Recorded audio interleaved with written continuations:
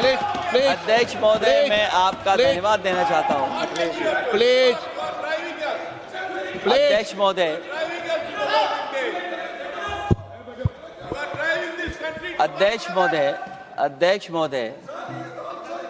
अध्यक्ष महोदय, मैं आपका धन्यवाद देना चाहता हूँ।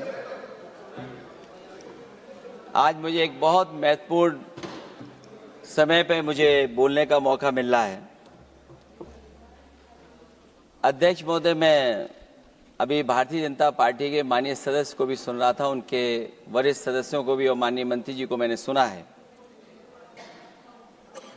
और इस महत्वपूर्ण विषय पर उन्होंने अपनी बात रखी है। समाजवादी पार्टी महिला आरक्षण के पक्ष में है और समाजवादी पार्टी का इतिहास रहा है कि हम लोगों ने हमेशा महिलाओं को आगे बढ़ाने के लिए काम किया है। हमारे नेता जिनकी विचारधारा पे हम लोग आगे बढ़ रहे हैं, डॉक्टर राम मनोहर लोहिया, उन्होंने हमेशा जेंडर जस्टिस और सोशल जस्टिस की बात की है। हम समाजवादी लोग जेंडर जस्टिस और सोशल जस्टिस के पक्ष में हैं और महिलाओं का आरक्षण 33% हो उसके भी पक्ष में हम लोग बोल रहे हैं। और ये लड़ाई हमारी निरंतर चल रही है और कहीं न कहीं आरक्षण हमारी पीढ़ी के आह्वान को और मजबूत कर रहा है। लेकिन जिस तरह की बातें हमें सुनने को मिल रही हैं, अब भारतीय जनता पार्टी नारी को नारा बनाने की कोशिश कर रही है। भारतीय जनता पार्टी इस आरक्षण को लेकर के भाजपा अपना नारी का नारा बनाना चाहती है और बदलने की कोशिश कर रही है। जिन्होंने नारी को अपने संगठन में नहीं रखा, उनके मान सम्मान के लिए कैसे रखेंगे? और अगर ये बात गलत है, अध्यक्ष महोदय, जिस पेरेंटल संगठन से आप निकले हैं उसमें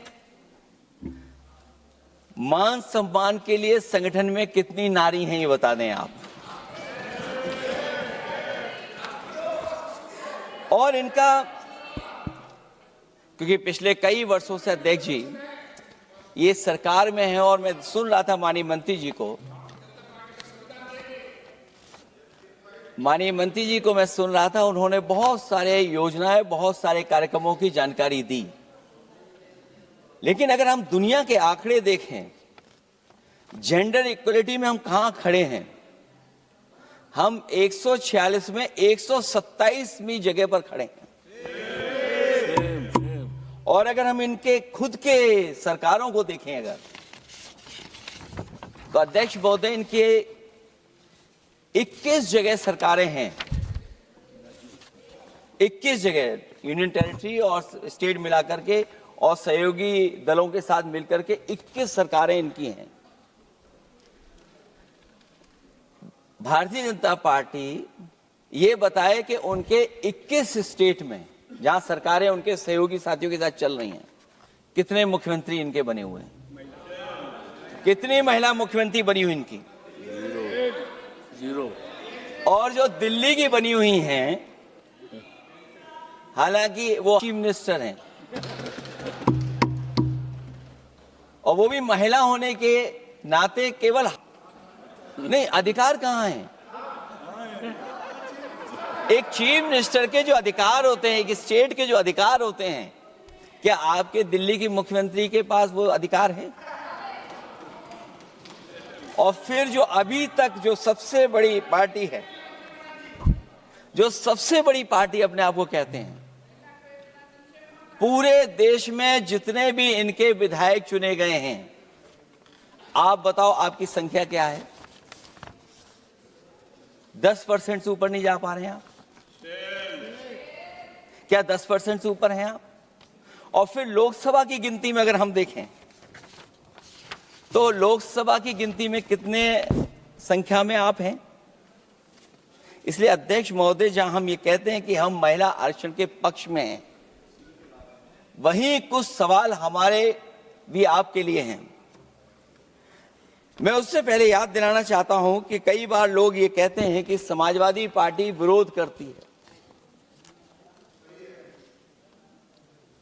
अगर हम अपनी बात कहना चाहें तो डॉक्टर राममनोहर लोहिया, जिनकी विचारधारा पर हमारी समाजवादी पार्टी का आधार है, उनके द्वारा हमेशा महिलाओं को पुरुषों के बराबर की हिस्सेदारी हर क्षेत्र में देने की बात कही गई। और मैं उनको कोट करना चाहता हूं कि संस्कार का आरंभ महिला से होता है। यदि महिला जागृत है तो पूरा समाज जागृत हो जाता है। ये लोहिया ने हमारे जिस विचारधारा पे हम लोग चल रहे हैं वो हम आपको बताना चाहते हैं। जब तक महिलाएं राजनीति में नहीं आएंगी, सामाजिक क्रांति अधूरी रहेगी। लोहिया जी ने निरंतर महिलाओं की राजनीति में महत्वपूर्ण भूमिका पर बल दिया है और समाज में वास्तविक परिवर्तन उनके योगदान से ही आ पाएगा। इसलिए मैं याद दिलाना चाहता हूं अध्यक्ष महोदय, उत्तर प्रदेश में पंचायत में सबसे पहले आरक्षण महिलाओं के लिए लागू करने का काम समाजवादी पार्टी ने किया।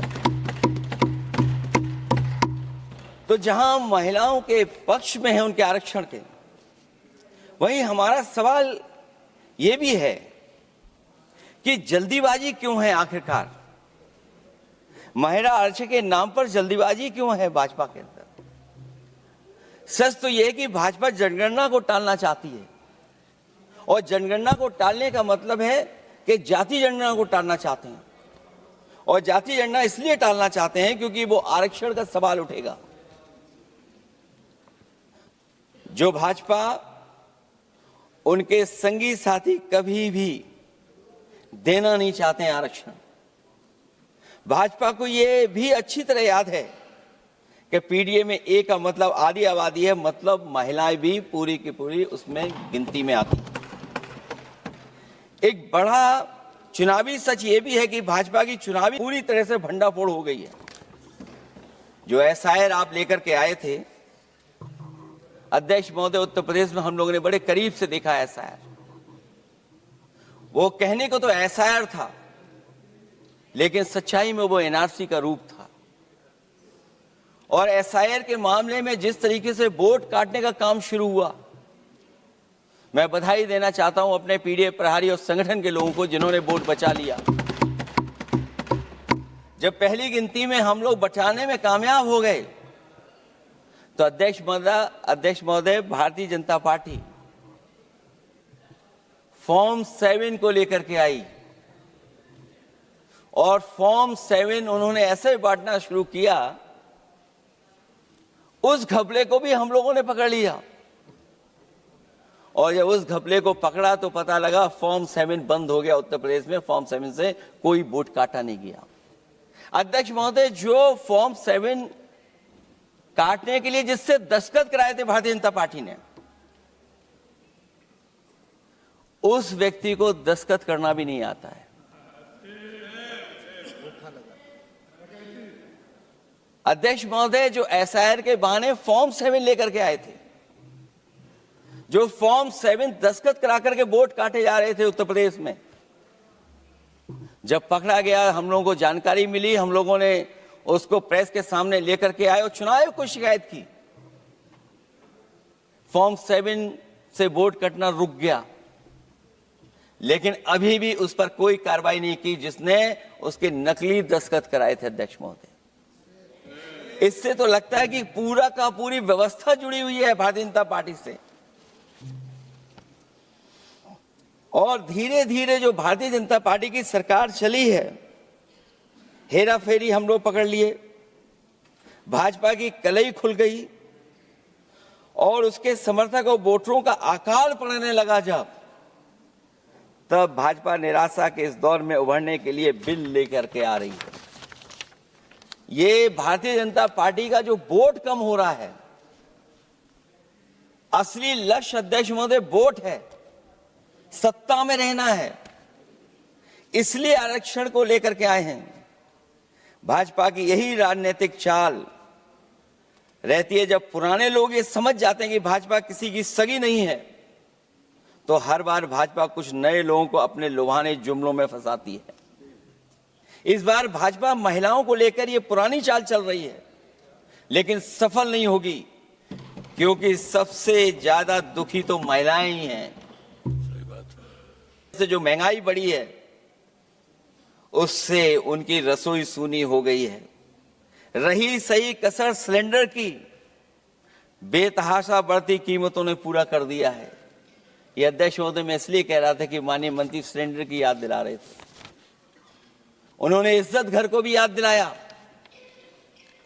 जिसको कभी प्रधानमंत्री जी ने कहा कि ये इज्जत घर होंगे। गांव गोद लिए गए, जाकर के सरकार देखे उन गांव को अनाथ अगर किसी ने छोड़ा है तो भारतीय जनता पार्टी ने छोड़ा है। हर महिला अपने बच्चों को पढ़ाना चाहती है, लेकिन भाजपा की शिक्षा विरोधी सोच तो सरकारी स्कूल तक बंद करवा दे रही है। महिलाओं का दर्द क्या होता है, ये मेरठ के दुकानदारों के परिवार की महिलाओं की आंखों में आए आंसू भी बयां कर रहे हैं, और नोएडा की मजदूर और मेड के गले बयान भी कर रहे हैं। क्योंकि जब हम बहस महिला आरक्षण पे कर रहे हैं, तो हमें याद रखना चाहिए कि हमारे बिल्कुल बगल में 40,000 से ज्यादा लोग सड़कों पे मजदूर, महिलाएं सड़कों पर हैं, जहां से प्रभु श्री राम जो कभी हम लोगों ने स्क्रीन पे देखा था, वो चुन करके आए थे।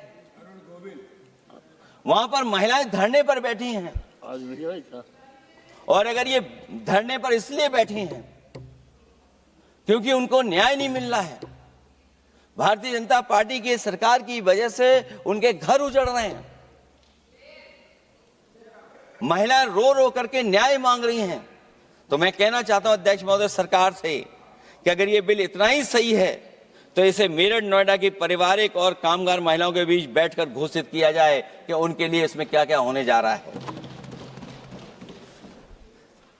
हम महिला आरक्षण के साथ हैं, पर उस भाजपाई चालबाजी के खिलाफ हैं जो एक साजिश के तहत की जा रही है। भाजपाई और उनके संगी साथी देश की सबसे बड़ी आबादी के वर्ग मतलब पिछड़े वर्ग की महिलाओं के बारे में चुप्पी साधे बैठे हैं। ये बात अध्यक्ष जी समझ में नहीं आ रहा है, क्योंकि जब हम लोग प्रधानमंत्री जी को सुनते थे तो वो ये कहते थे कि हम पिछड़े वर्ग से आते हैं, हम आप जैसे ही हैं, पिछड़े हैं। लेकिन जब आरक्षण की बात हो रही है तो पिछड़ों की संख्या इसमें कितनी है, हमें उम्मीद है कि सरकार इस पर जरूर बात अपनी रखेगी। ये संशोधन के नाम पर जो जल्दीबाजी दिखा रहे हैं, दरअसल उसके पीछे भाजपाइयों की मंशा है कि जनगणना न करनी पड़े, क्योंकि अगर जनगणना करनी पड़ेगी तो जातिवार आंकड़े भी देने पड़ेंगे और जातिवार आरक्षण भी। ये भाजपा का एक बहुत बड़ा षड्यंत्र है, जिसमें जनगणना आधारित परिसीमन को नकार कर पिछड़ों का अधिकार लूटा जा रहा है। ये लोकतंत्र के खिलाफ खुफिया लोगों की गुप्त योजना है, जो अब तक स्वीकार नहीं, जब तक प्रक्रिया के साथ हम लोग स्वीकार कभी नहीं कर सकते, जब तक इसका लागू करने का तरीका ठीक ना हो।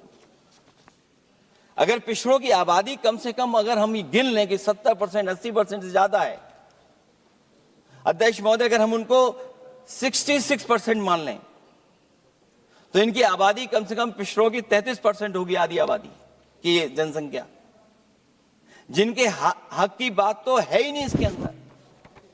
इसका मतलब यह हुआ कि पिछड़े वर्ग की 33% महिलाएं, उनको हक देना नहीं चाहते ये लोग, हक उनका छीनना चाहते हैं। और फिर जो डिलिमिटेशन का साथ साथ लेकर के आए हैं, ये डिलिमिटेशन क्या है अध्यक्ष महोदय? ये डिलिमिटेशन है कि इलेक्टोरल मैप को बदल दें।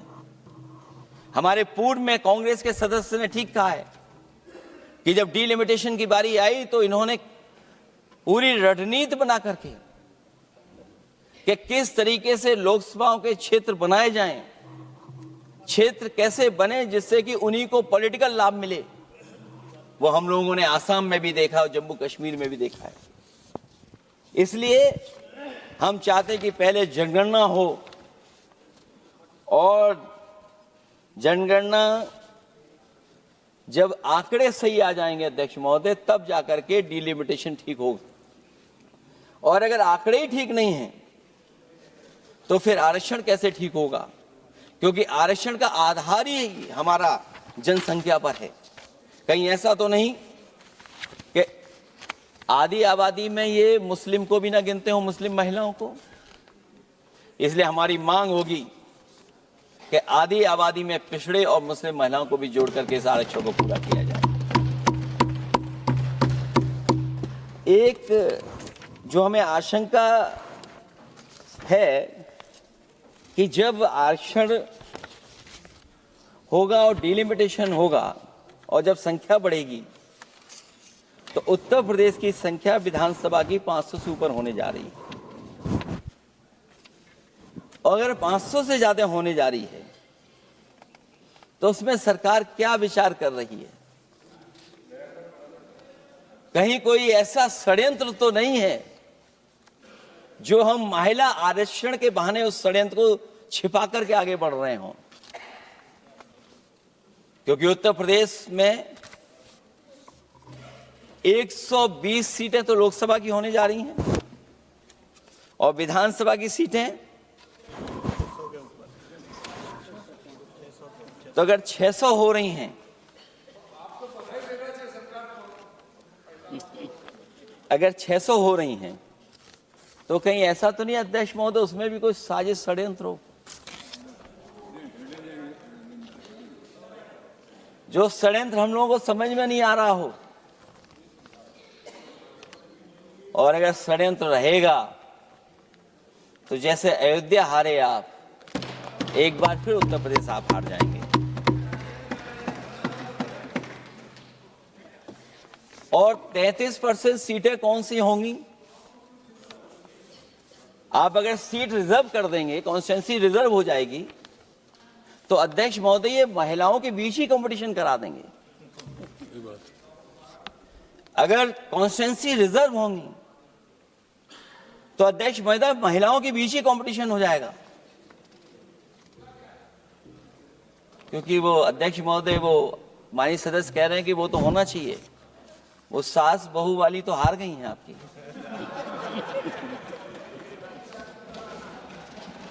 तो अगर पार्टी को ये मौका मिलेगा तो न केवल कंपटीशन से हम बच सकते हैं बल्कि संख्या महिलाओं की लड़ने की ज्यादा होगी। ये महिलाओं को ज्यादा नहीं लड़ने देना चाहते हैं चुनाव, इसलिए कॉन्स्टिट्यूंसीज को रिजर्व कर रहे हैं। अध्यक्ष महोदय हमारा पक्ष है, हमारी मांग है कि ये जो लागू हो आरक्षण वो पार्टी को मौका मिले, पार्टी लड़ाए उनको, पार्टी संख्या तय करे। इसके साथ साथ जो रोटेशन वाला है इशू, स्वाभाविक है कि जब हम एक क्षेत्र से लड़ते हैं अध्यक्ष महोदय तो एक भावनात्मक अटैचमेंट बनता है वोटरों के बीच में। और अगर ये रोटेशन का मामला होगा तो अध्यक्ष महोदय कोई भी अपने क्षेत्र में बहुत ज्यादा भावनात्मक लगाव नहीं रखेगा क्षेत्र की जनता से।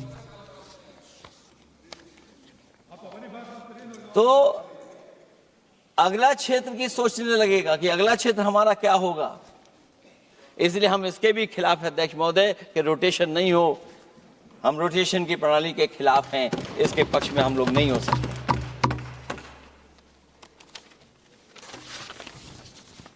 इसलिए अध्यक्ष महोदय हमारी मांग होगी कि पहले सेंसस कराए, जनगणना कराई जाए। और अगर जनगणना नहीं कर रहे हैं तो इसका मतलब धोखा दे रहे हैं, क्योंकि पुराने बिल में जो हम लोगों ने बात देखी और रखी थी उस समय वो यही था कि जनगणना करा करके महिला आरक्षण बिल आएगा। लेकिन ये लोग 2011 का लेकर के आ रहे हैं, इसका मतलब इनकी पूरी तैयारी है कि कौन सा लोकसभा क्षेत्र कैसा होगा। इनके गुप्त लोगों ने वो कहीं ना कहीं नक्शा बना करके रखा होगा, जिसको आरक्षण पास होते ही, बिल पास होते ही ये लागू करने की कोशिश करेंगे। और जो और सुधार होने चाहिए महिलाओं के, जो सुधार होने चाहिए उन सुधारों पे इसमें बिल में कोई विशेष योजना या विशेष बात नहीं हो रही है। बिना उनके लिए लाभ पहुंचाए, सशक्तिकरण किए, शायद हम पूरा उनको हक नहीं दे पाएंगे। मैं अध्यक्ष महोदय आपसे यही निवेदन और अपील करूंगा कि पिछड़ों को, माइनॉरिटी को, खासकर मुस्लिम महिलाओं को आरक्षण दिया जाए। जो सेंसस से ये दूर भाग रहे हैं वो इसीलिए भाग रहे हैं क्योंकि जाति जनगणना की मांग उठेगी, और अगर जाति जनगणना की बात उठेगी तो आरक्षण की बात और उठेगी। हमें उम्मीद है कि हम लोगों की बात मान करके सरकार उस पर विचार जरूर करेगी।